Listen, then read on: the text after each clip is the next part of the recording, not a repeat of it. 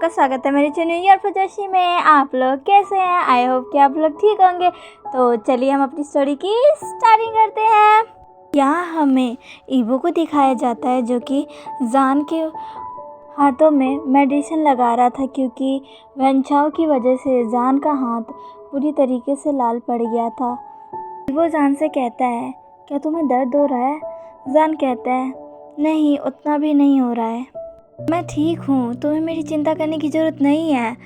Evo कहता है, मैं तुम्हारी फिक्र नहीं कर रहा, लेकिन तुम्हें ऐसे जाने भी नहीं दे सकता।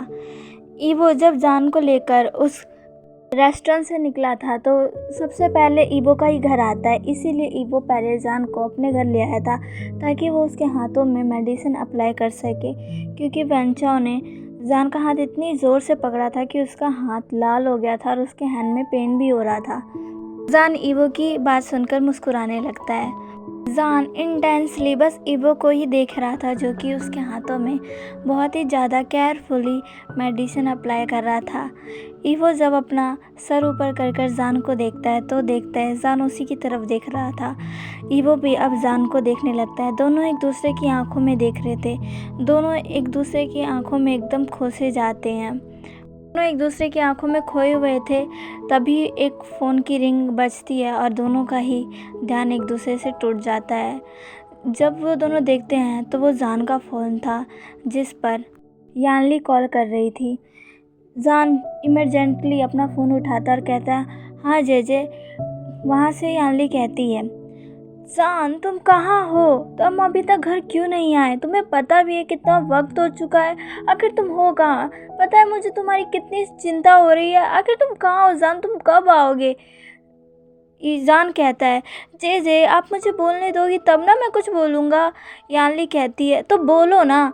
जान कहता है, दी जे जे मैं जल्दी आ रहा हूँ, बस मैं आधे घंटे में घर पहुँच जाऊँगा, फिर मैं आपको सारी बात बताऊँगा, ठीक है? यानली कहती है, ठीक है, जल्दी आओ तुम। जान कहता है, ओके जेजे, और वो फ़ोन रख देता है। जान ईवो की तरफ देखकर ईवो से कहता है, अब मुझे जाना चाहिए। ईवो भी अपना सर हिला देता है। जान अब काउच पर से उठता है और ईवो को उसकी मदद करने के लिए थैंक्स बोलता है और वहाँ से चला जाता है। ईवो बस जान को जाते हुए ही देख रहा था। जान वहाँ से चला जाता है, पर ईवो की निगाहें अभी भी मेन गेट पर ही टिकी हुई थी। वो अपने मन में कहता है, आखिर अचानक से मुझे इतना लोनली फील क्यों हो रहा है? आखिर क्यों वो चला गया? इससे मुझे बुरा क्यों लग रहा है? वो चाहता था कि जान उसी के साथ कुछ समय और रहे, पर जान को यानली के कॉल आने के कारण अब वहाँ से जल्दी निकलना पड़ा। ईवो को बुरा तो लग रहा था, पर वो जान को कुछ नहीं बोल पाया, क्योंकि उसे भी पता नहीं था कि आखिर उसे बुरा क्यों लग रहा है। अब हमें यहाँ से कुछ देर बाद का सीन दिखाया जाता है, जहाँ पर ईवो अपना डिनर कर लिया था, वो फ्रेश भी हो गया था और वो बेड पर बैठा हुआ था। वो बस जान के बारे में सोच रहा था कि आज जब जान ने उसके गालों को टच किया था तो उसके दिल इतना ज़ोर ज़ोर से क्यों धड़क रहा था। उस समय ईवो का दिल इतना ज़ोर ज़ोर से धड़क रहा था कि उससे बर्दाश्त ही नहीं हो रहा था। तभी वो जान को वॉशरूम का बहाना बनाकर वहाँ से चला जाता है। यहाँ से हमारा फ्लैशबैक स्टार्ट होता है। जब ईवो वॉशरूम में पहुँचा था, वो बहुत ही ज़्यादा हाफ रहा था। उसने अपने दोनों हाथों को अपने चेस्ट पर रख लिया था और कह रहा था, क्यों? आखिर ये इतना ज़ोर से क्यों धड़क रहा है? आखिर मुझे ये क्या हो गया है? उसके छूने से, उसके कहने से, उसके मेरे पास आने से मेरी हार्ट इतना ज़्यादा बीट क्यों करने लग जाता है? ईवो खुद को संभाल ही नहीं पा रहा था। वो अपना फेस वॉश करता है, एक गहरी सांस लेता है। कुछ समय वहीं रहने के बाद जब ईवो वॉशरूम से बाहर आकर जान के पास जाता है तो वो देखता है जान के पास कुछ लोग बैठे हुए थे। उनमें से एक लड़का अचानक से जान का हाथ पकड़ लेता है। ये देखकर ईवो को बहुत तेज़ गुस्सा आता है। ईवो को भी नहीं पता था कि आखिर उसे इतना ज़्यादा गुस्सा क्यों आया, पर वो अभी उस इंसान को जान से मार देना चाहता था जिसने अभी जान का हाथ पकड़ा था। भी उसने सुना कि वो इंसान जान से बदतमीजी से बात कर रहा था। ईवो से अब और पेशेंट नहीं सहा जाता, तभी वो उसके पास अपने लंबे लंबे कदमों से जाता और उसे एक जोरदार लात मारता है। यहाँ से हमारा फ्लैशबैक एंड होता है। वो अभी भी अपने बेड पे था। एकाएक उसे वो बात याद आ गई जब उसने जान को अपना ओमेगा बताया था। इबो ये सोचकर ही उसके कान रेड हो जाते हैं और वो सोच में पड़ जाता है आखिर उसने ऐसा क्यों कहा, क्योंकि ये उसे भी पता नहीं होता है क्योंकि उसने ये क्यों कहा। उसके मुंह से अचानक से ही निकल गया ये मेरा ओमेगा है। ये वो सोचने लग गया कि आखिर जान उसके बारे में क्या सोच रहा होगा जब उसने जान को अपना ओमेगा बताया। ये वो सोच में पड़ गया कि आखिर वो जान को अगली बार कैसे फेस करेगा अगर जान को ये बात याद रहेगी तो। पता नहीं, वो बात सोचते ही ईवो के चेहरे पर एक स्माइल आ जाती है और उसे अच्छा लगता है जब ईवो ने उसे कहा था कि वो मेरा ओमेगा है। अचानक से ही ईवो ब्लश करने लग जाता है। यहीं दूसरी तरफ एक और इंसान था जो इन्हीं ख्यालों में खोया हुआ था। वो और कोई नहीं, जान था। जान उस समय को याद कर रहा था जब ईवो ने उसे अपना ओमेगा कहा था।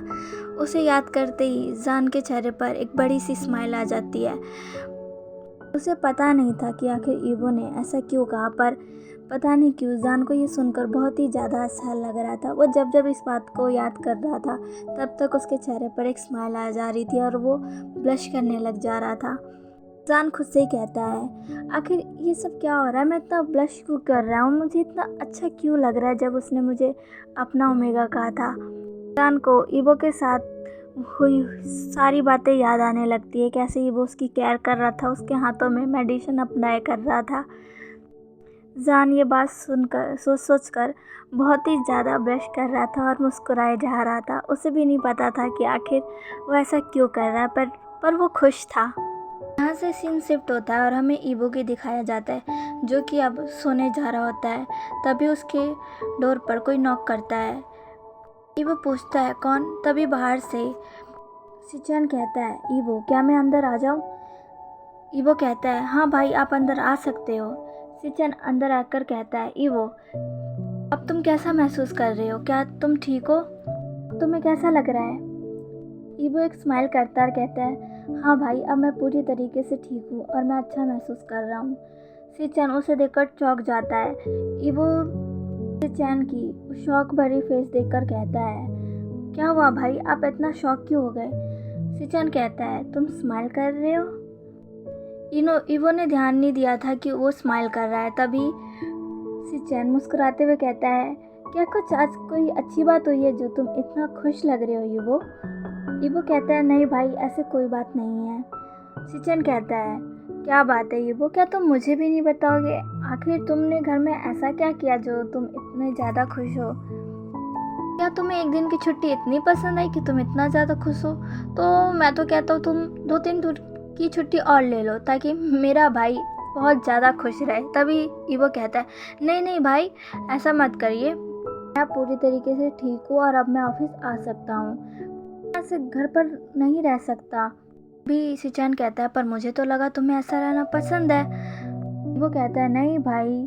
सिचन कहता है पर तुम पूरा दिन घर पे रहने से इतना खुश लग रहे हो। तभी वो कहता है मैं पूरे समय घर पर नहीं था। तभी सिचन शॉक होकर कहता है क्या तुम पूरे समय घर पर नहीं थे, फिर तुम कहाँ थे। तभी वो अपना फेस नीचे कर बहुत ही ज़्यादा पोलाइटली कहता है मैं आज पार्क में गया था।